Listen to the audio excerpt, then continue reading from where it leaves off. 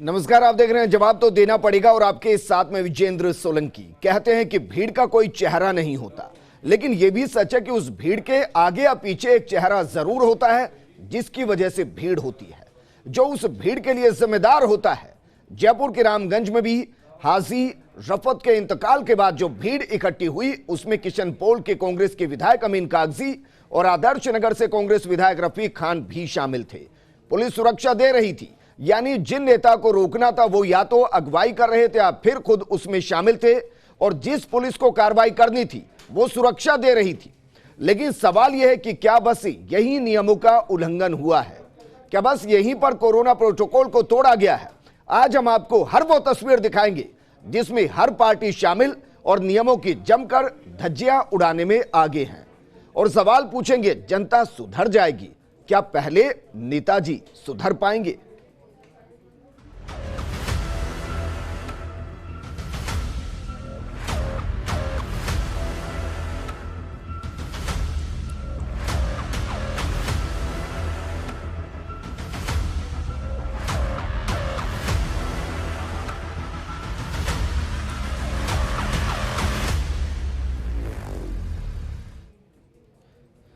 किसी पर सवाल उठाना आसान होता है, लेकिन अपने गिरेबान में झांकना उतना ही मुश्किल होता है। बिल्कुल वैसे ही जैसे दूसरों को अच्छाई का उपदेश देना आसान होता है, लेकिन खुद अच्छाई करना मुश्किल होता है।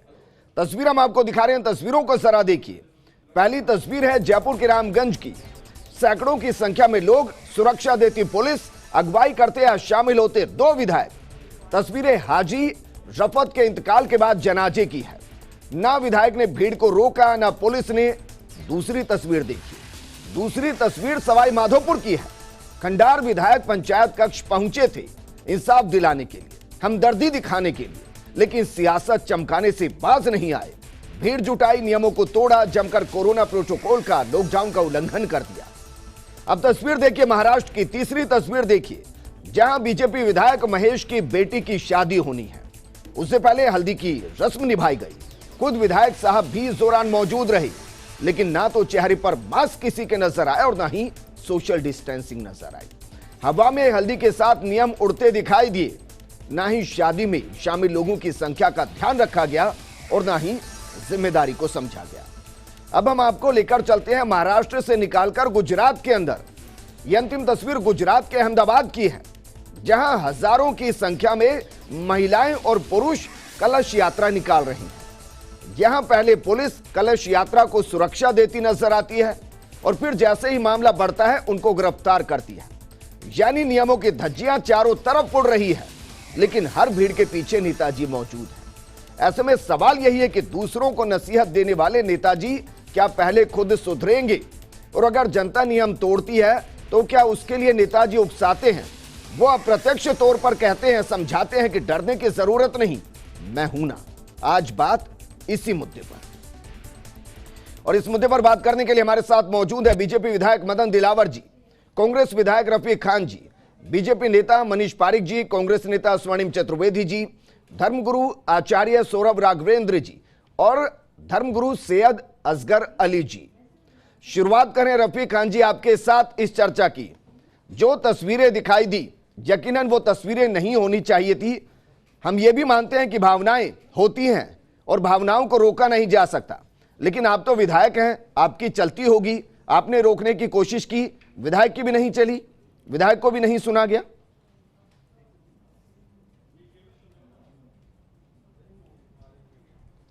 देखिए, सबसे पहले तो जो आप बार बार बात ही कह रहे हैं कि विधायक अगुवाई कर रहे थे, ऐसे शब्द कम से कम मीडिया के लोगों को तो नहीं यूज करने चाहिए। सारी सच्चाई आप सबके सामने है। कोई किसी भीड़ की अगुवाई आज के समय में तो नहीं करना चाहता, चाहे वो नेता किसी भी पार्टी का हो। लेकिन मैं एक बात कह सकता हूँ, ये कोई शादी या कोई ऐसा अनुष्ठान या कोई धार्मिक आयोजन नहीं था। किसी भी जात पात और धर्म से परे की बात थी, एक इंसानियत का मसला था।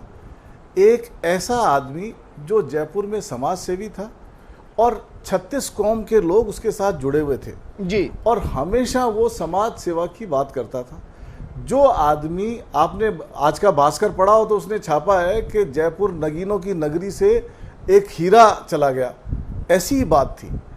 और जब मेरे को पता लगा, मैं कंडोलेंस के लिए उनके घर चला गया, जाके मैं वापस आ चुका था। जब मेरे को पता लगा कि उनका जनाजा, उनकी डेड बॉडी लेके जा रहे हैं और भीड़ ज़्यादा इकट्ठी हो गई है, तो मैं खुद वहाँ गया। वहाँ जाके उनके परिवार के लोगों को मेरे साथ खड़ा किया और खड़ा करके समाज के सभी लोगों से अपील करी कि यहाँ से सब लोग रुखसत हो जाएं और अपने घरों की तरफ चले जाएं। हमें कोरोना गाइडलाइन का पालन करना है, हमें किसी तरीका का कानून नहीं तोड़ना है। उनके घर वाले और उनके परिवार के सदस्य खाली जाएंगे और बाकी लोग बाग यहाँ से निकल जाएं।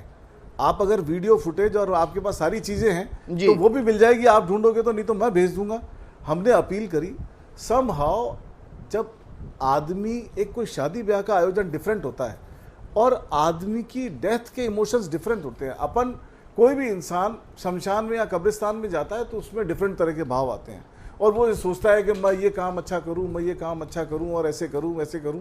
तो दिल से, इमोशन से काम करता है उस वक्त। तो उस वक्त की भावनाओं को आप राजनीति से मत जोड़ो कम से कम। जी सर, राजनीति से तो मैं इसको जोड़ ही नहीं रहा। और आपने कहा कि मैंने कहा कि अगुवाई की, मैंने कहा या तो अगुवाई कर रहे थे या उसमें शामिल थे। आप इसको दोबारा सुन लीजिएगा। लेकिन मेरा सवाल यह सर, जब भी किसी के घर से कोई जाता है तो उसमें सभी चाहते हैं कि उसके अंतिम संस्कार में शामिल हो। नियम सबके लिए बराबर है, उनकी रिस्पेक्ट हर कोई कर रहा है। वो खुद ऐसे थे जिन्होंने कहा कि ईद का जश्न सामूहिक रूप से ना मनाइए, आप घर पर मनाइए। और उन्हीं के इंतकाल के बाद जनाजे में उन्हीं की दीक्षा को, उन्हीं की शिक्षा को अगर दरकिनार कर दिया जाएगा तो फिर क्या कहा जाए सर?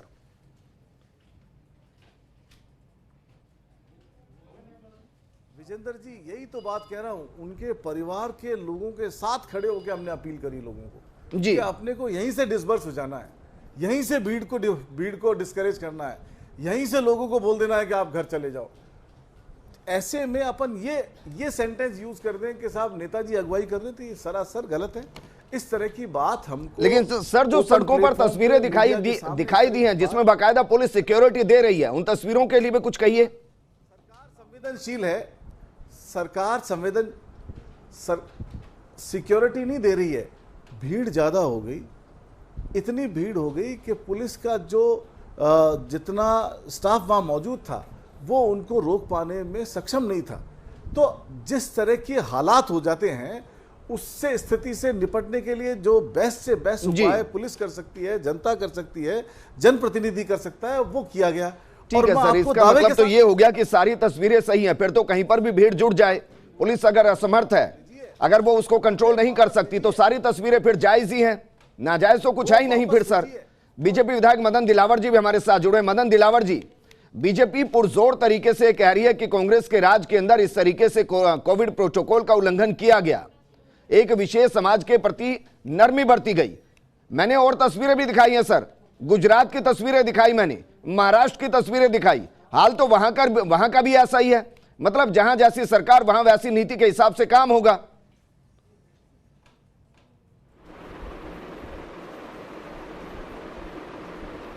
मैं तो रफीक जी से जानना चाहता हूं कि इस भारत के कानून को मानते हैं या नहीं है जी? ये राजस्थान के कानून को मानते हैं या नहीं? इसका हिंदुस्तान में विश्वास है कि नहीं? ये करे भावनाओं में बह गए, भावनाओं में बह करके तुम इस प्रकार का अन्याय करोगे जनता को और कोविड में झोंकने की कोशिश करोगे, राजस्थान को बर्बाद करने का षड्यंत्र करोगे। लेकिन मदन दिलावर जी, मुझे लगता है आपने तस्वीरें देखी नहीं, मैंने तस्वीरें आपको दिखाई। मैंने तस्वीर गुजरात के अहमदाबाद की दिखाई, जहां हजारों की संख्या में महिलाएं और पुरुष कलश यात्रा निकाल रहे हैं। मैंने तस्वीर महाराष्ट्र की दिखाई, जहां बीजेपी विधायक की बेटी की शादी और वहां पर हल्दी की रस्म में सैकड़ों की संख्या में लोग मौजूद हैं। मैं वही तो कह रहा हूं, राजस्थान की बात कर रहा हूं, अभी राजस्थान की बात कर रहा हूं। यही तो दिक्कत है सर, मैं राजस्थान, यही तो दिक्कत है। जब अपने गिरेबान में झांकने की बारी आती है, हम कोई नहीं झांकते। राजस्थान की बात कर रहा हूं, मैं अभी राजस्थान की बात कर रहा हूं।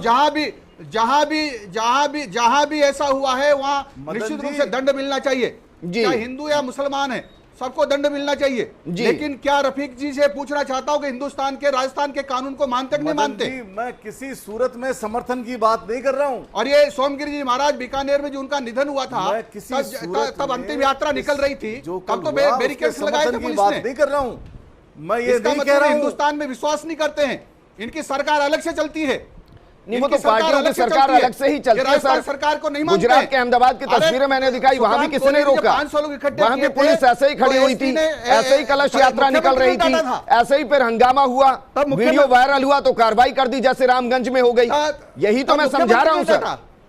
मदन जी, मेरे को तो मेरे को बड़ा अफसोस होता है रामगंज मदन में जी की कहां बातें कार्रवाई सुन हुई है? करके और रामगंज मदन में जी की कहां बातें कार्रवाई सुन हुई के। है? 11 लोगों के, मैं ये अरे, कह रहा हूं, मदन मैं ये दिलावर कह रहा- के कार्रवाई मदन हुई है, दिलावर मेरे के पे भी ऊपर मुकदमा दर्ज 124 हुआ का है। मुकदमा दर्ज होता है। मेरे पे भी मदन मुकदमा दिलावर दर्ज के हुआ है ऊपर भाई। 124 का राजद्रोह का मेरे पे मुकदमा भी दर्ज मुकदमा होता है। दर्ज हुआ है, मदन कार्रवाई दिलावर हुई के है, खिलाफ कार्रवाई राजद्रोह हुई में है। मुकदमा दर्ज हुआ है। तुम्हारे तो छोटा सा मुकदमा दर्ज हुआ है, राजद्रोह का मुकदमा दर्ज नहीं हुआ।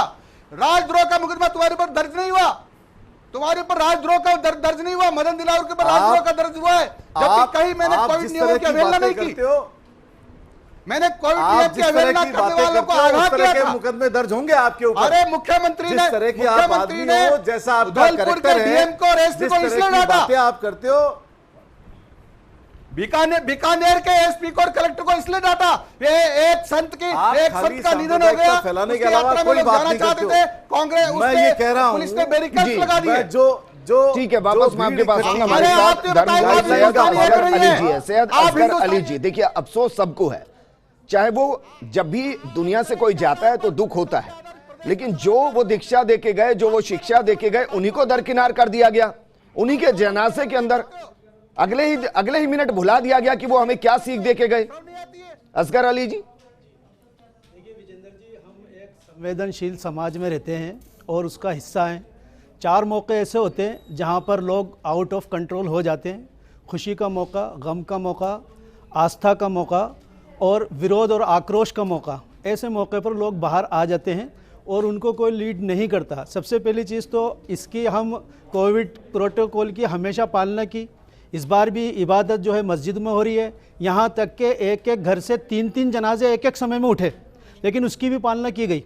लेकिन क्या है कि ये जो आप ये देखें कि कौन से शख्स का इंतकाल हुआ है, ये वो शख्स हैं, जैसा कि आप भी कह रहे हैं, खुद माननीय अशोक गहलोत जी का भी ट्वीट उनके लिए आया है, और जितने भी हमारे जयपुर के प्रतिनिधि हैं, चाहे जमात इस्लामी के नाजिमुद्दीन साहब हो, चाहे मुफ्ती अमजद साहब हो, चाहे और दूसरे समाज के साथियों नईम रब्बानी हो, और जो है अकबर साहब हों, शिया आलिम, इन सब ने अपने अपने वीडियो बनाकर भेजे और सबसे अपील की है। खुद आपके पास जानकारी अधूरी है, मैं कहना चाहूँगा, मेरे पास एक वीडियो है और मैं चाहता हूँ कि आप उसको चलाएँ। खुद उनके भाई हाजी रफत साहब के बड़े भाई हाजी यासीन साहब और उनके भतीजे ने खुद अपील की है। इंतकाल हुआ है सुबह फजर के बाद और उनकी अपील आई है दिन में 1:30 बजे कि 4 बजे जनाजे की नमाज है, इसलिए आप लोग कोई भी इसके अंदर डायरेक्ट शामिल ना हो, चाहे आप कब्रस्तान पहुंच जाएं, लेकिन इस जनाजे में शामिल ना हो। तो लिहाजा उनकी तरफ से बाकायदा अपीलें की गई, जैसे माननीय विधायक जी भी कह रहे हैं कि मैं उनके फिर यहाँ जानना भी सारे चाहता हूं, फिर अपील की। सुनी किसकी जाती है लेकिन साहब? नहीं, सुनी किसकी जाती मैंने है? ये कहा ना कि 4 चीजें ऐसी होती हैं जिसके जी। अंदर लोग बाहर आते हैं। मिसाल के तौर पे अभी किन्नरों ने जो है क्या विरोध किया, नारी के नाके क्षेत्र के अंदर आए लोग बाहर। और एक चीज समझ लीजिए सर, 25 नहीं, आदमी इसका मतलब तो एक चीज समझ जी। लीजिए, मैं बता दूं, 25 आदमी प्रोटोकॉल तोड़े या 500 आदमी प्रोटोकॉल तोड़े, बात बराबर है।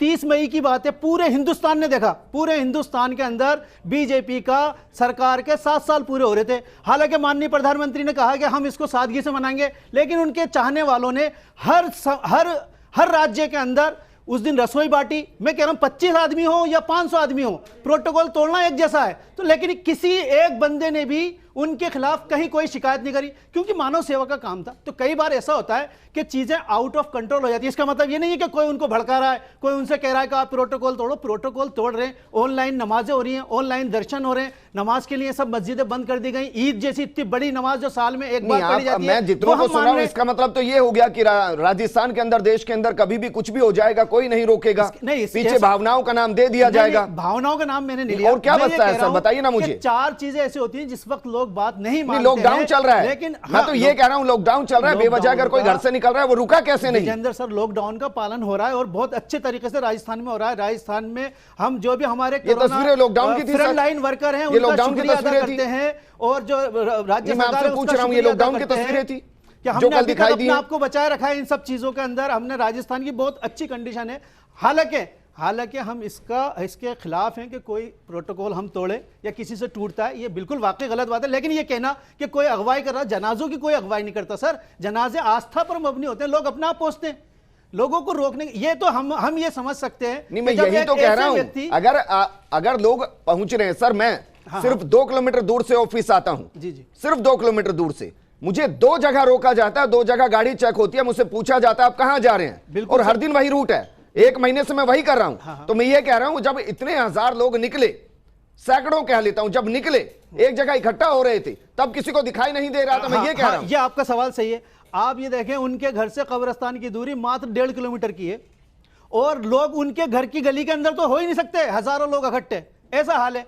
तो ये लोग अपने अपने अलग अलग एरिया में खड़े थे, जिन लोगों ने ये बनाया, यहां तक के हमारे हिंदू ठीक है। दुकानदार भी हाथ जोड़े दुकानों पर खड़े हुए थे। मैं तो कह रहा हूं ऐसे सर, शब्द- सब ऐसा जिम्मेदार है। शब्द- मैं इसको अभी हाँ। तक मैंने धार्मिक रंग दिया ही नहीं, नहीं। नहीं, मैं ये नहीं कह रहा, मैंने मैं कहीं ये कह रहा शब्द हूं, इस्तेमाल आस्था किया में सर? मैंने हिंदू मुसलमान शब्द इस्तेमाल किया अभी नहीं, तक? मैं ये कह रहा हूं कि इस आस्था में वो लोग भी शामिल मैंने थे, हर दूर वो से तस्वीर उनको दिखाई जहां पढ़ा- नेता जिम्मेदार हैं, हाँ, मैं जहां ये- जो जिम्मेदार हैं वो लापरवाह हुए हैं। बिल्कुल, मैं मैंने यही- महाराष्ट्र की तस्वीर दिखाई, मैंने गुजरात की तस्वीर मैं तो दिखाई, सर मैं कह रहा हूं मैंने 30 सवाई तारीख को- माधोपुर की तस्वीर मैं तो दिखाई। ये कह रहा हूं पूरे हिंदुस्तान में 30 तारीख को जो हुआ सबने देखा। 25 आदमी तोड़े प्रोटोकॉल या 500 तोड़े, बात है कि सबने देखा, रसोई बटी नहीं बटी। नहीं तो फिर आम आदमी भी मरेगा क्लिप सर। चलाए और नेता और आम लोग भी आदमी क्लिप मरेगा, चलाए। नियम कानून लेकिन सारे आम सवाल आदमी ये के लिए है है। कि वहां किसी के खिलाफ कोई रिपोर्ट दर्ज नहीं करी गई। आचार्य सौरभ राघवेंद्र, जिस तरीके की तस्वीरें दिखाई दे रही है, इसका मतलब तो यह है कि आस्था के नाम पर कुछ भी करते रहिए। गुजरात में कलश यात्रा निकलेगी, यहां जनाजा निकलेगा। आम आदमी जो कई महीनों से घर में कैद है, वो बस टीवी पर बैठकर ये तस्वीरें देखे और देखे कि उनको रोका जाए, बाकी सब खुला है। जी विजेंद्र भैया, ये जो कार्य हो रहा है ये बहुत ही निंदनीय है, और विशेष तौर पे अभी राजस्थान में 2 घटनाएं हुई है पिछले 3 महीने 4 महीने के दौरान। जो एक कोरोना महामारी में एक गाजी फकीर जो एक उनके लिए इतनी लाखों की भीड़ इकट्ठी हुई, और अब वर्तमान में अभी 2 दिन से ये जो घटना चल रही है अपनी देखने में कि ये ऐसी क्यों है, इनके पीछे क्या कोई लगाम नहीं है? इनका जिम्मेदार कौन है? जिम्मेदार है तो सरकार है, आदमी है जिसके पीछे इतनी भीड़ चल रही है। अभी मौलाना जी कह रहे थे कि साहब उनको पीछे एक आस्था का विषय, आस्था का विषय हमारे हजारों मंदिर है जयपुर में, जहां सुबह से शाम तक दर्शनों के लिए भीड़ लगी रहती। आज वो भीड़ क्यों नहीं है? नहीं, यूं तो मस्जिदों में भी भीड़ नहीं है सर। लेकिन ऐसा थोड़ी है कि मस्जिदों के अंदर कतारें लगी हुई है। देखिए विजेंद्र भैया, इसके पीछे लॉजिक ये है कि मॉनिटरिंग कौन कर रहा है। आज अगर हम संत समाज का मॉनिटरिंग कर रहे हैं, संत समाज का दायित्व ले रहे हैं, तो आपको जिम्मेदारी तो लेनी पड़ेगी। ठीक है, मुझे ये बताइए, सौरभ जी मुझे ये बताइए, जो गुजरात के अहमदाबाद में हजारों की संख्या में कलश यात्रा हो रही है और वहां पर पुलिस सिक्योरिटी दे रही है, वहां किसकी जिम्मेदारी है सर? वहां पे भी जिन्होंने ये आयोजन किया है उनकी ये जिम्मेदारी है पूरी, ये और ये निंदनीय कार्य है। ये चाहे कुंभ का मेला हो, कलश यात्रा की तो अगुवाई होती है, बिल्कुल, आप जनाजे की अगुवाई नहीं होती है। अगुवाई दोनों में होती है, किसमें नहीं? जनाजे में लोग पहुंचते हैं सर, लोग पहुंचते हैं। आपको आस्था है, आप देखिए पहुंचेंगे। कलश यात्रा में भी ये है कि एक बाकायदा आदमी घर घर से लेडीज निकलती है और वो खुद लेके निकलती है। इसे ये नहीं कह सकती कि आप निमंत्रण बांट रहे हो, वही जैसे आपके कार्य है ना वैसे ही है। इसको लेकिन सही दिशा में लीजिए, लिस्टिंग होती है, देखिए नाम होते हैं, मैं तो सब एक चीज चीज होता है। मानता हूं, यहाँ कुछ नहीं अभी होता सर। रफीक खान जी भी ऐसा थे, कुछ नहीं होता इसमें। मदन दिलावर जी भी थे, हाँ। उन्होंने जो उनके जो वक्तव्य थे, एक बॉल को दूसरे बॉल अपने जैसे कहते हैं अपने पाले से दूसरे पाले में डालना, जिम्मेदारी दोनों नहीं ले रहे, और कहीं ना कहीं ये कमी है इन नेताओं की। इनको जिम्मेदारी जरूर लेनी पड़ेगी। जो सरकार में बैठे हैं उन नुमाइंदों की ये जिम्मेदारी है कि क्यों उनकी नाक के नीचे जयपुर शहर में जहां सरकार कैबिनेट बैठती है, वहां उनके नाक के नीचे ऐसे 30 मई के लिए नहीं बोलेंगे, आप 30 मई के लिए नहीं बोलेंगे सर क्या? मेरा सवाल है और इस सवाल को आप मुझे लगता है समझ पाएंगे सर, ये सुरक्षा से जुड़ा सवाल है। सवाल ये कि मैंने बताया कि 2 किलोमीटर से मैं घर से आता हूं, हर दिन एक ही रूट से आता हूं, 2 जगह मेरी चेकिंग होती है, हर दिन मुझसे पूछा जाता है। तो मेरा सवाल यह है कि जब इतने ज्यादा लोग एक जगह पहुंच रहे थे, क्या पुलिस ने उनको रोकने की कोशिश नहीं की? एक आम आदमी दूध लेने निकलता है तो उसको बता के निकलना पड़ता है, ये ऐसे कैसे हो गया? मैं विजेंद्र जी, आपकी बात, आपका सवाल बिल्कुल जायज़ है विजेंद्र जी, मैं आपकी बात समझ रहा हूँ। और जो आचार्य जी बैठे हैं जिन्होंने अभी बात कही, उनकी भी बात समझ रहा हूँ। पहले तो आप स्थिति को समझो सबसे पहले, कि मैं कहीं भी ये नहीं कह रहा कि मैंने तो भीड़ को डिस्करेज ही किया है। वहाँ जाके जितनी भीड़ और होती उसको कम किया है, वहाँ ऐलान किया है कि लोग बाग साथ में नहीं जाएं। अब जहाँ तक बात आती है, ये कह रहे हैं जिम्मेदारी लेने की, बिल्कुल जिम्मेदारी ले रहे हैं और पूरी जिम्मेदारी ले रहे हैं, पूरी मोरल रेस्पॉन्सिबिलिटी है। मैं कहीं बचने की बात नहीं कर रहा। दूसरी बात, आप कह रहे हैं कि मैं आता हूँ 2 किलोमीटर से और मेरे को 2 जगह रोका जाता है, बिल्कुल ठीक बात है आपकी। ये जो जगह हैं, इस पूरी जो पास पड़ोस का जितना इलाका है, बाहर से आए बगैर ही उस पूरी लाइन के, उस पूरे एरिया के आदमी जो आधा किलोमीटर बाय आधा किलोमीटर या 1 किलोमीटर बाय 1 किलोमीटर, ये पूरा डेंसिटी वाला इलाका है। 3-3, 4-4 मंजिली, 5-5 मंजिले मकान बने हुए हैं और लोगों का, आबादी का घनत्व बहुत ज़्यादा है और बहुत सारे लोग तो इनके आपस के रिश्तेदार थे। तो वो सब जब जैसे ही जनाजे की नमाज शुरू हुई, वो घर से निकल के वहाँ आ गए और जैसे ही जनाजे का चेहरा दिखाया, लोग बाग अपने इमोशंस को रोक नहीं सके। न प्रशासन को ऐसा अंदाजा था कि इतने सारे लोग बाग एक साथ आ जाएंगे जनाजे के साथ में, न मेरे को अंदाजा था। मैं जैसे ही मेरे को पता लगा, मैं पहुंचा, मैंने उनके भाई को साथ में खड़ा किया, उनके नेफ्यू को साथ में खड़ा किया, मैं खुद साथ में खड़ा हुआ और एक बहुत ज़बरदस्त अपील हमने जारी की। उसका अपील का बहुत असर भी हुआ और काफ़ी लोग कम भी हुए। लेकिन आप पूरा जब उसका सिनेरियो देखोगे तो जिस रूट से जनाजा गया है, वहाँ लोग बाग रास्ते में खड़े थे और एक ऐसा आदमी जिसकी आवाज़ पे लोग ईद की नमाज घरों में पढ़ रहे हैं, जिसकी आवाज़ में लोग लॉकडाउन के गाइडलाइन का पालन कर रहे हैं, वो आदमी की अगर अकस्मात मौत हो जाती है तो लोगों में ये होड़ सी मच गई कि हम भी कंधा देवें जी। तो ऐसी स्थिति में भीड़ बेकाबू हो गई। हमने जितना हम कंट्रोल कर सकते थे हमने किया और जनाजे की कोई अगुवाई नहीं करता है। मैं वहाँ से निकल के और सीधा जहाँ इनका जनाजा दफन होना था वहाँ चला गया और जनाजे को ले जाने से, डेड बॉडी को ले जाने से काफ़ी पहले चला गया। तो पूरी कोशिश की गई कि भीड़ कम से कम हो और मैं ये कह सकता हूँ दावे के साथ में कि जितनी भीड़ थी उससे 2-3 गुना लोगों को हम 2-3 गुना लोगों को हम वापस कर पाए, वहाँ से वापस भेज पाए। तो ये अपील का फ़र्क भी पड़ा। तो ये जो बात आप कहना चाह रहे हो बार बार कि मैं आता हूँ और मेरी चेकिंग नहीं होती है, वो उसमें कोई दो राय नहीं कि उसके बाद की चेकिंग बैरियर सारे थे, लेकिन फिर इतने लोग बाग आ गए कि उनको संभाल पाना मुश्किल था। तो जो बेस्ट पॉसिबल मैनेजमेंट कर सकता था वो काम किया और उसको जनाजा वहां मदन दिलावर जी कुछ कहना चाह रहे हैं। मदन दिलावर जी, क्योंकि आपके हिसाब का टॉपिक है सर, इसलिए मुझे लग रहा है आप खुलकर बोलेंगे, लेकिन खुलकर मैं ये भी बोलिए कि इस तरीके की घटनाएं और भी जगह हो रही हैं, अलग अलग तरीके से हो रही हैं। मदन दिलावर जी,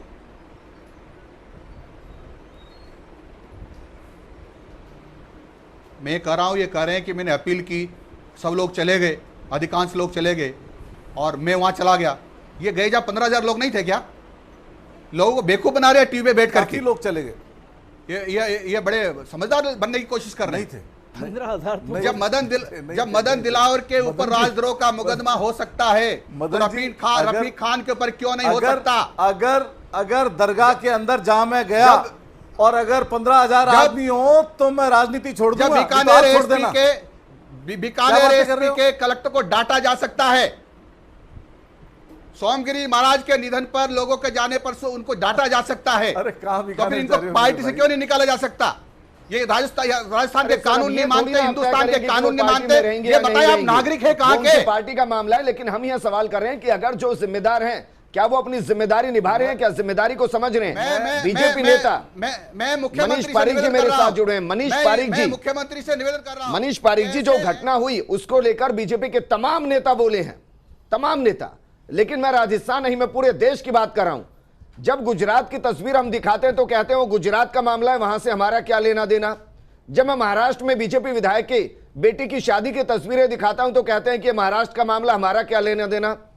मतलब जब अपने गिरेबान में झांकने की बारी आती है तो हम झांकने को तैयार ही नहीं होते हैं। नहीं है, मैं आपको बताना चाहता हूं विजेंद्र जी, ये जो डूंगरपुर का गिरेबान है ये मेरा गिरेबान है।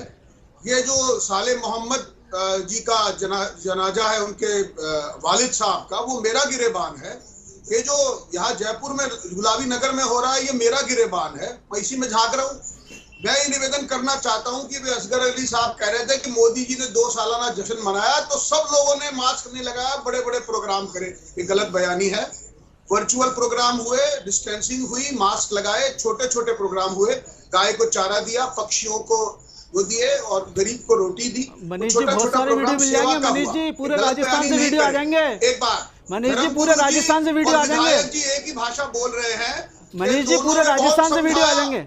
हमने बहुत समझाया, लोग माने ही नहीं। मनीष जी पूरे राजस्थान से वीडियो आ जाएंगे। 30 मई के बारे में बोलो ना कुछ। मान लीजिए 30 मई से 30 मई के बारे में बोलो ना। नहीं मानते हैं आप, आपकी बात नहीं मानते हैं, आपकी बात नहीं मानते हैं तो डूंगरपुर में मस्जिद में इतने लोग इकट्ठे वापस हुए, गए भी। आप वहां कोई अपील करने वाला था? काफी नहीं था। लोग वापस ये गए कांग्रेस भी पार्टी का माने।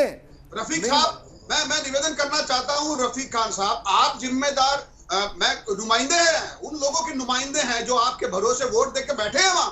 अब अगर कल को कुछ हो जाएगा तो उसकी जिम्मेदारी किसकी है? उसकी जिम्मेदारी जिसकी है वो अपनी आंखें नीची करके बैठे, ये ठीक नहीं है। और असगर अली साहब को तो सोचना चाहिए था, ये धर्मगुरु की सीट पर बैठे अभी, ये अभी भी मोदी जी पर आरोप वो बात कर रहे हैं। अरे मोदी जी ने तो सर मना किया है, मोदी जी ने तो मना किया है कि सादगी से मना है, लेकिन वर्कर कहाँ माने? मोदी जी ने तो मना किया लेकिन वर्कर कहाँ माने? मनीष जी, पूरे राजस्थान से वीडियो आपको दिखा दिए जाएंगे।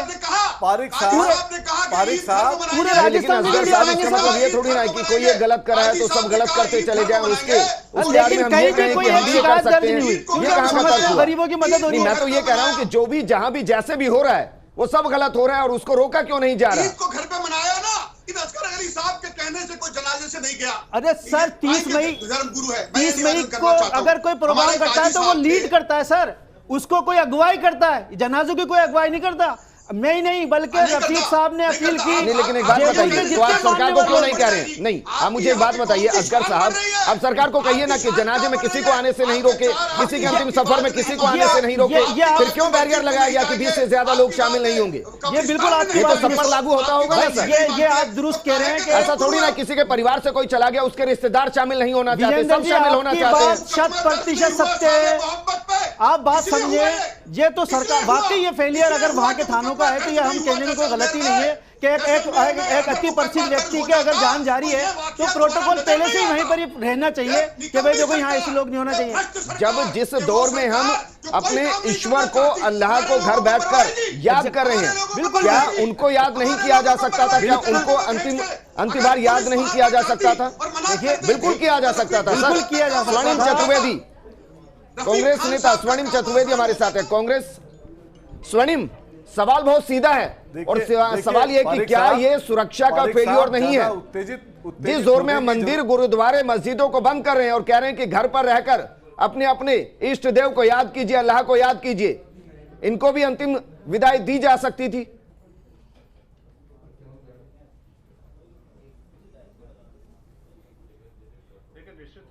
विजेंद्र जी, ये बात आपकी सही है, लेकिन सरकार ने अपनी गाइडलाइंस जारी की और गाइडलाइंस की पालना करवा रही है।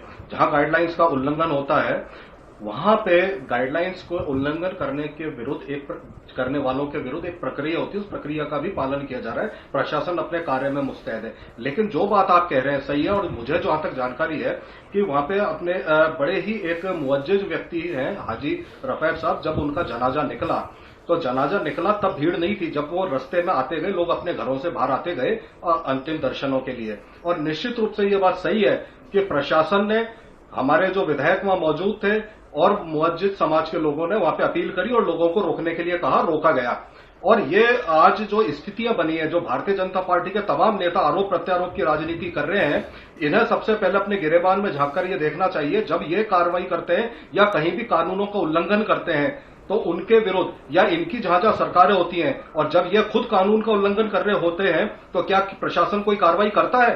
और निश्चित रूप से आज अपनी नाकामियों को, केंद्र सरकार की, मोदी सरकार की नाकामियों को, जिसकी निंदा सुप्रीम कोर्ट से लेकर हाईकोर्ट तक कर रहा है, उसको छुपाने के लिए ये राज्य सरकार पर अनर्गल और जो कहना चाहिए सत्यहीन आरोप जड़ने का कार्य कर रहे हैं, केवल इस कारण से कि मोदी सरकार की नाकामियों को ढका जा सके। लेकिन यहाँ का प्रशासन मुस्तैद है, अपने काम कर रहा है। मुस्तैदी की सर प्रक्रिया चतुर्वेदी की मुस्तैदी नजर आई आपको? इसको मुस्तैदी कहते हैं आप? अगर कोई आदमी अपने परिजन की मृत्यु के बाद मृत्यु भोज करता है ये सोचकर कि उसको दूसरे लोक में खाने की दिक्कत नहीं होगी, समस्या नहीं होगी, उनके खिलाफ कार्रवाई कर दी जाती है, जुर्माना लगा दिया जाता है, उनको गिरफ्तार कर लिया जाता है। और ये राजस्थान में हुआ है, कहीं और नहीं हुआ है। एक छोटे से ब्रेक के लिए यहां पर रुक रहे हैं, जल्द हाजिर होंगे। लेकिन सवाल यही कि क्या वाकई में जिस तरीके की तस्वीरें गुजरात से लेकर महाराष्ट्र, महाराष्ट्र से लेकर सवाई माधोपुर और राजस्थान के जयपुर के अंदर, राजस्थान के दिल के अंदर दिखाई दी है, क्या ये एक बड़ा फेलियर पार्टियों का जो वोट बैंक के चक्कर में नियमों से खिलवाड़ होने देती है? एक छोटे से ब्रेक के बाद जल्द लौट रहे हैं।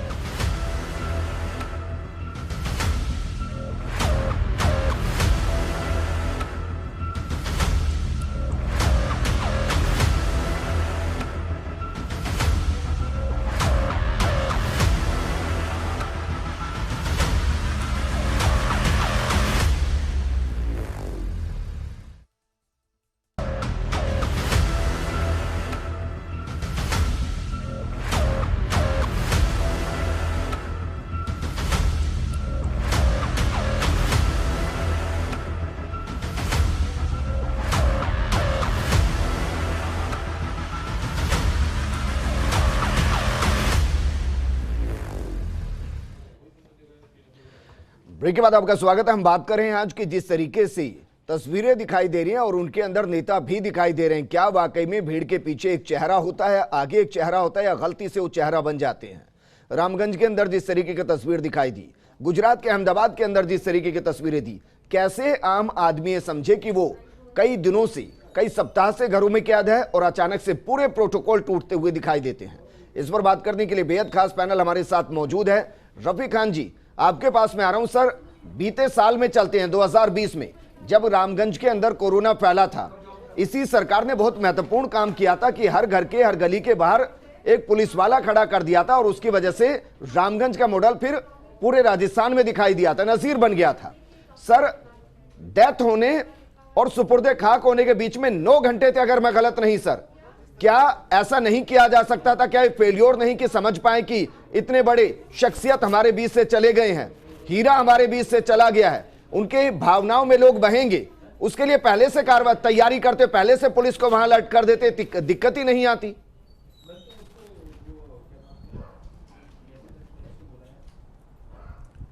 देखिए सुनिए, मैंने सुबह 9 बजे कमिश्नर पुलिस को फ़ोन कर दिया था कि ऐसी स्थिति है, हमें स्पेशल इंतजामात कर देने चाहिए थे।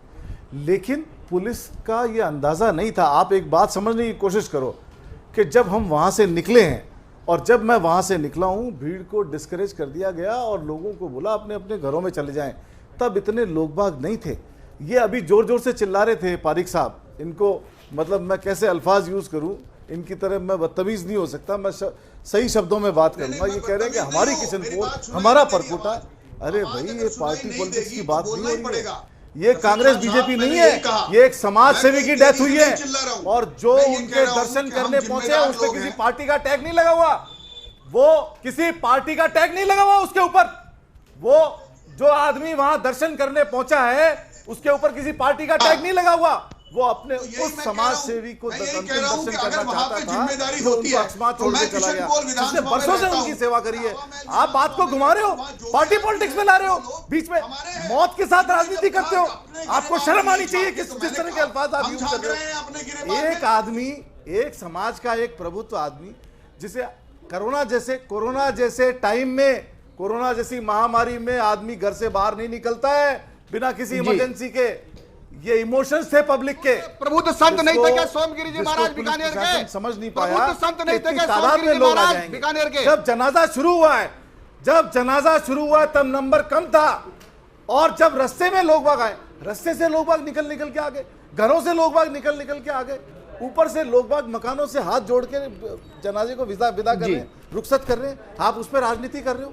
अरे वो आसमान से थोड़ी आएंगे, घरों से आएंगे। रफी खान जी, और एकदम से पुलिस बाहर, को रोकना था ना। एकदम से सड़कों पे आप जब खुद व्यवस्था कह रहे हैं, इसका रफी खान जी मान रहे हैं कि मैंने 9 बजे थाने को कमिश्नर साहब को सूचना दे दी। इसका कतई समर्थन रफी खान जी कह रहे हैं कि मैंने 9 बजे जब पुलिस को, महकमे को सूचना दे दी थी और उसके भी 9 घंटे बाद अगर ये कार्रवाई हो रही है, क्या आपका पुलिस डिपार्टमेंट कहीं ना कहीं फेल नजर नहीं आ रहा? क्या आपका, रफी खान जी, आप ये जिम्मेदारी लेंगे कि आपका पुलिस विभाग फेल हुआ है इस जगह? डिपार्टमेंट, पुलिस विभाग की गलती है, ये आप जिम्मेदारी लेंगे? क्या पुलिस विभाग की जिम्मेदारी नहीं है? रही है। अगर आप एक बात बताओ, कल को आप ये कह देंगे वहां पे डकैती हो जाए, कल को आप कह देंगे थाने वालों को तो टाइम लग गया साहब आने में, हजारों डकैत थे वहां। तो अगर कोई घटना घट जाए, भगवान नहीं करे, खुदा ना खास्ता ऐसी कोई घटना घट जाए, ये तो ठीक है रफी खान जी, देखिए जिम्मेदारी शादियों में आदमी बुला लो तब कोई गुनाह नहीं है। आप जिम्मेदारी लेंगे, इमोशन से आ जाए तो जिम्मेदारी टालेंगे नहीं। आप कह रहे हैं 9 बजे मैंने पुलिस महकमे को सूचना दे दी, पुलिस में बड़े-बड़े क्या इतने भी कर्मचारी नहीं है कि वो उनको रोक सके? अरे बड़े शर्म की बात है, आप जिम्मेदारी नहीं ले रहे हो। कितनी देर से सुन रहे हैं? अरे सर, वो तो जिम्मेदारी ले रहे हैं, वो कह रहे हैं कि हाँ मैं गलत हूँ, वो तो ये भी कह रहे हैं कि हाँ पुलिस की गलती है, और क्या कहीं बताइए, वो कह रहे हैं, वो तो कह रहे हैं कि पुलिस का फेलियर है। ठीक है, अब रुक जाइए सर। लेकिन रफी खान जी, दिल पर हाथ रखिए सर। रफी खान जी दिल पर हाथ रखिए। एक ऐसे शख्स जिन्होंने ईद के मौके पर कहा कि सामूहिक प्रोग्राम नहीं होंगे, घर पर रहकर ईद मनाइए, कोरोना प्रोटोकॉल की पालना कीजिए। सोचिए सर, उनको सच्ची श्रद्धांजलि इससे बेहतर और क्या होती कि जो उन्होंने सिखाया उसकी हम पालना करते, एक शांतिपूर्ण तरीके से उनका जनाजा निकलता, सुपुर्दे खाक होते, और बहुत से माध्यम हैं उनको अंतिम श्रद्धांजलि देने के, उनके दर्शन करने के, सब हो सकता था सर।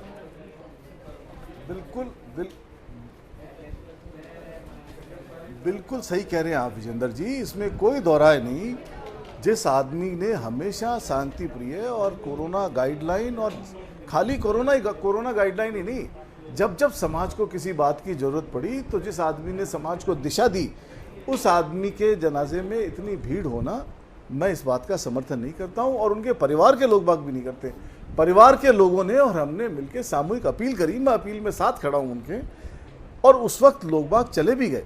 लेकिन जैसे ही रामगंज से आगे चार दरवाजे की तरफ चले, लोग बाग सड़क के दोनों तरफ मकानों से, मोहल्लों से, एरिया से अनएक्सपेक्टेडली निकल के आ गए। मैं ये मानता हूं कि इसमें प्रशासन की थोड़ी चूक हुई है जी, और उस चूक के पहलू पे भी गौर किया जाएगा। बल्कि आप तो ये देखो कि प्रशासन ने मुझे भी पार्टी बनाया है, मेरे खिलाफ भी मुकदमा दर्ज किया है। ऐसा नहीं है, प्रशासन अपना काम कर रहा है, जबकि मैं जनप्रतिनिधि हूँ। कहीं भी कोई सर, अब ऐसे मामलों के अंदर केस दर्ज तो होते हैं, लेकिन होता क्या है ये हर कोई जानता है। राजद्रोह में क्यों नहीं किया? राजद्रोह में क्यों नहीं किया? मदन दिलावर के खिलाफ राजद्रोह में किया है, रिजॉल्व करने की। अगर मदन दिलावर जी राजद्रोह करते होंगे तो राजद्रोह में हो गया होगा। मैं राजद्रोह का कोई काम नहीं करता भाई साहब, इसलिए मैं राजद्रोह के मामले में बिल्कुल भी शामिल नहीं हूँ। मेरे तो ये भी आरोप नहीं था, और मेरे ऊपर तो ये भी आरोप नहीं था जिस प्रकार से गड़बड़ किया लोगों को ये समझाया, हजारों लोगों को कोरोना में झोंकने की कोशिश की है ना आप लोगों ने। मैंने क्या, आपको मालूम भी है क्या? आपको मालूम भी है क्या? आपको कुछ मालूम नहीं है, आप खाली हवा में बात करते हैं। हाँ, मेरे को मालूम है, आप हजारों लोगों के बीच में वहां थे, अंतिम संस्कार के समय आप हजारों लोगों के बीच में थे। मैं सांप्रदायिक सौहार्द का आदमी हूँ, मैं 36 कौम का आदमी हूँ, और जिसकी डेथ हुई वो भी 36 कौम का। तुम्हारा तो टॉपिक हिंदुओं को मारने का है। पश्चिम बंगाल में सर कहां से कहां ले गए? नहीं मदन दिलावर जी नहीं, फिर मुझे जरा बताइए। जो मैं बार बार इसीलिए कह रहा हूं कि इस मुद्दे को राजनीतिक मत बनाइए, बल्कि ये है कि राजनेता अपनी जिम्मेदारी कितनी निभा रहे हैं इसको समझने की जरूरत है। ना ये मामला धार्मिक मैं ले रहा हूं, ना मैं इस मामले को राजनीतिक ले रहा हूं। नेता कितना संभाल रहे हैं?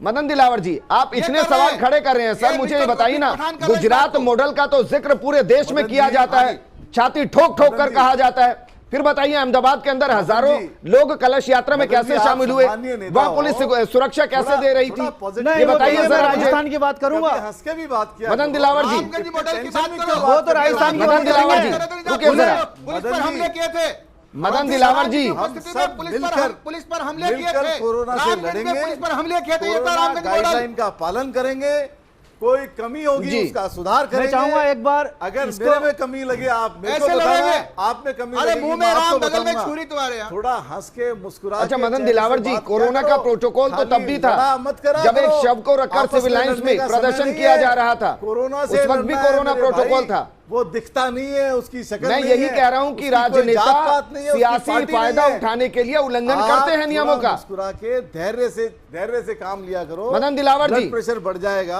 हार्ट अटैक हो जाएगा। यार क्या करते हो ऐसा इतनी टेंशन मत लिया करो। हाँ जी सर मेरा सवाल यह है कि जब यही सब गुजरात के अंदर होता है, जिसके मॉडल का बार बार जिक्र करते हैं, तब दिखाई नहीं देता? जब कलश यात्राएं निकलती है हजारों लोगों की, तब दिखाई नहीं देता? जब पुलिस सिक्योरिटी देती दिखाई देती है, तब दिखाई नहीं देता? जब एक शव के साथ राजनीति राजस्थान की दिल के अंदर जयपुर में आकर की जाती है, तब दिखाई नहीं देता? बीकानेर में निधन होता है ना, तब इनको दिखाई देता है। क्या लोगों को इकट्ठा नहीं होना चाहिए? और रामगंज में जब इकट्ठे होते हैं लोग, तब इनको दिखाई नहीं देता है। जब गाजी फकीर एक्सपायर होते हैं, तब इनको दिखाई नहीं देता है। मैं यही तो आपसे कह रहा हूं, जब जयपुर के अंदर एक शव को रखकर राजनीति की जाती है, प्रोटोकॉल तोड़ा जाता है, तब दिखाई नहीं देता है। अहमदाबाद के अंदर जब कलश यात्रा निकल रही होती है, तब दिखाई नहीं देता है। ये क्यों नहीं मानते भारत का कानून?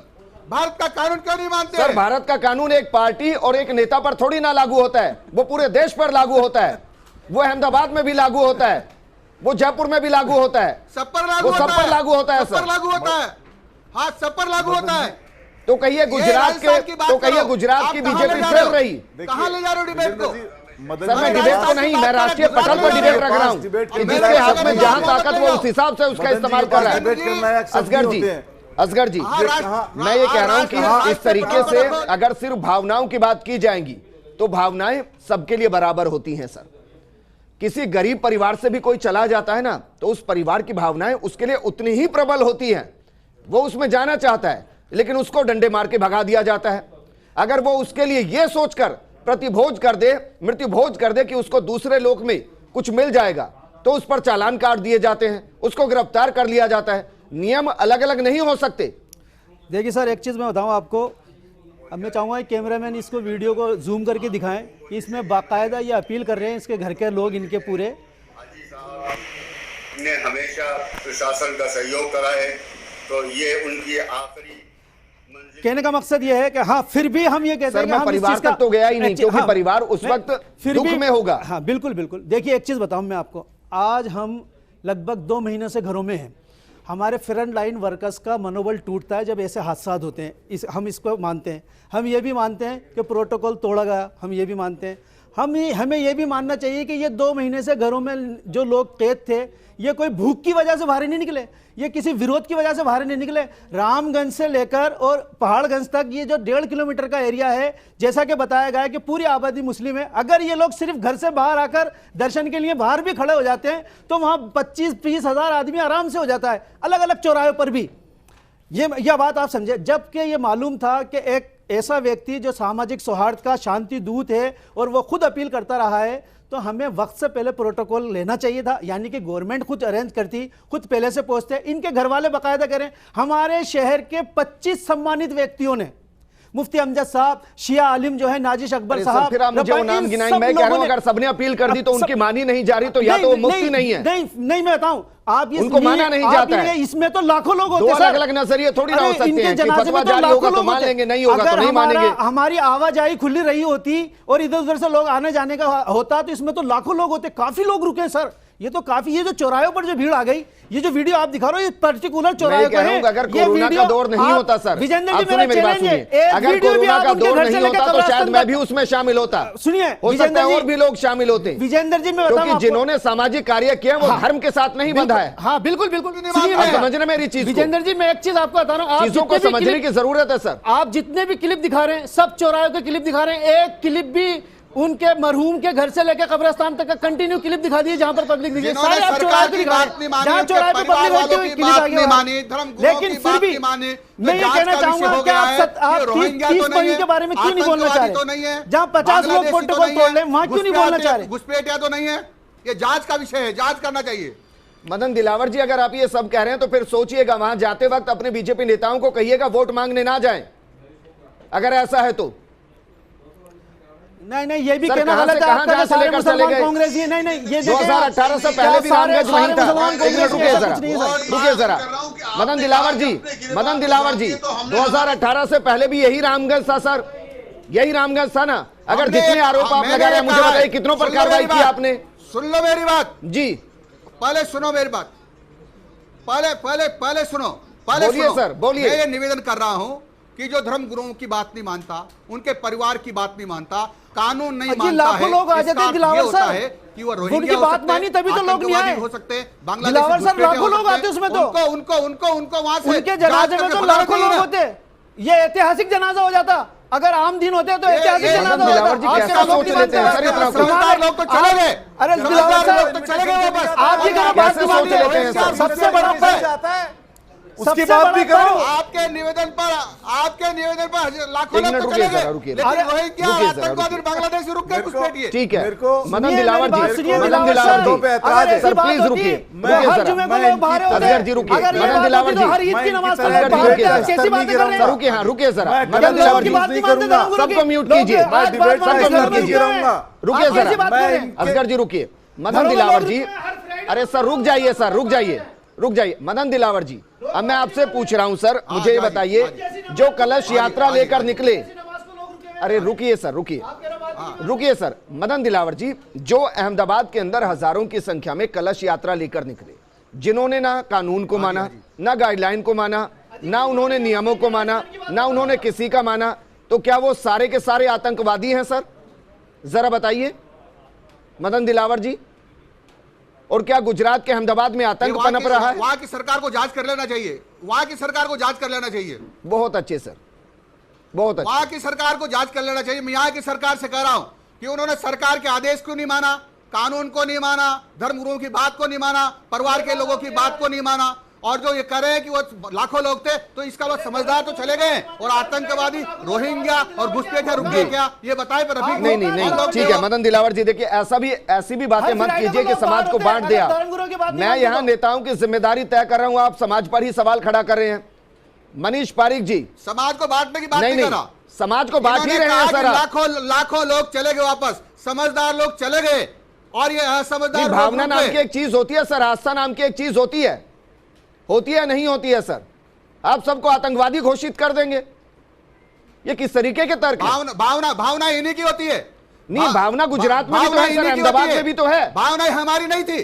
सोमगिरी जी महाराज जब बीकानेर में उनका निधन हुआ, मैं आपके व्यक्तिगत मुद्दे पर डिबेट नहीं कर रहा हूं सर, मैं नेताओं के जवाबदेही पर डिबेट कर रहा हूं, मैं व्यक्तिगत मुद्दे पर नहीं कर रहा सर। करोड़ों लोगों के, ठीक है आचार्य राघवेंद्र, क्या वाकई में आपको लगता है कि ये जिस तरीके की घटनाएं हुई हैं अलग अलग जगहों पर, क्या वाकई में नेताओं की जवाबदेही तय होनी चाहिए, पुलिस की जवाबदेही तय होनी चाहिए कि अगर इस तरीके की घटनाएं हो रही हैं, चाहे वो अहमदाबाद में हो रही है या रामगंज के अंदर हो रही है, सबको नोटिफाइड किया जाए, सबके खिलाफ सब जो भी जिम्मेदार है उनके खिलाफ कार्रवाई हो, चाहे वो पुलिस महकमे से हो, नेता से हो या कोई और हो, ताकि आगे से ऐसा ना हो। बिल्कुल विजेंद्र भैया, देखो ये जो इतना बड़ा जो ये घटना घटी है, इसके पीछे कहीं भी अभी रफीक खान जी भी मान रहे हैं इस चीज को कि गलती हुई है, कहीं ना कहीं चूक हुई है, तो इसमें पुलिस विभाग की भी गलती है, क्षेत्रीय, क्या उनमें जो इतनी भीड़ हुई, क्या उनमें कोई भी प्रतिनिधि नहीं था? क्या सारे बालक थे?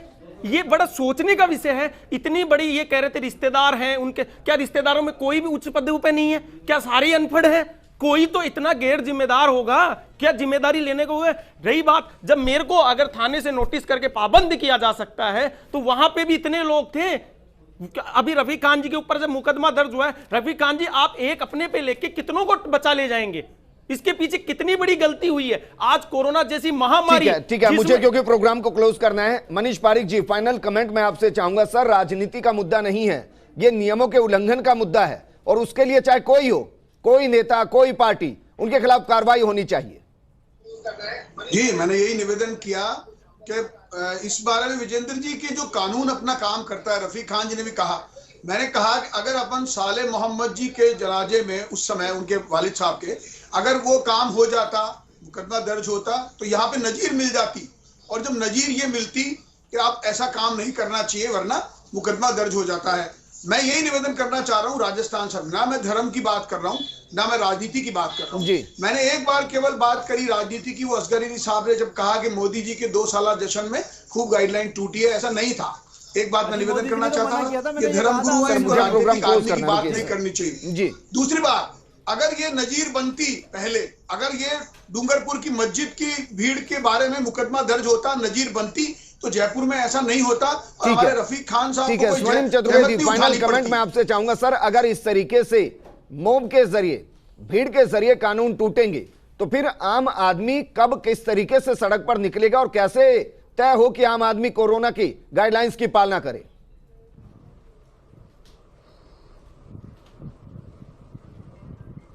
देखिए विजेंद्र जी, राजस्थान सरकार द्वारा अपने नियमों की पालना करवाई जा रही है, और यदि नियमों की अवहेलना होती है तो उसके खिलाफ भी प्रक्रिया है, उसके लिए मुकदमा भी दर्ज हुआ, यह आपको बताया गया। लेकिन सबसे बड़ी बात यह है कि यह एक अंतिम यात्रा थी जिसके दर्शन के लिए लोग अपने आप स्वेच्छा से बिना बुलाए अचानक वहां पहुंचे। लेकिन भारतीय जनता पार्टी ने जितने कार्यक्रम किए थे उनमें बुला बुला करके लोगों को आपने अवहेलना करवाई थी। तो सबसे बड़ी बात, फिर आप उसी दिशा में जा रहे हैं सर। अंतिम सफर पर किसी को नहीं बुलाया जाता है, गांव बस्ती में भी नहीं बुलाया जाता। और आप अगर गांव बस्ती को जानते होंगे, अगर कोई एक शख्स चला जाता है तो पूरा गांव उसके अंतिम सफर में इकट्ठा होता है। लेकिन आपने कानून बना दिया कि 20 से ज्यादा नहीं होंगे, ये बनाए ना कानून। रफीक खान जी, फाइनल कमेंट मैं आपसे चाहूंगा सर, क्योंकि आप सरकार में भी हैं, विधायक भी हैं, जिम्मेदार भी हैं, इससे सीख क्या मिली सर?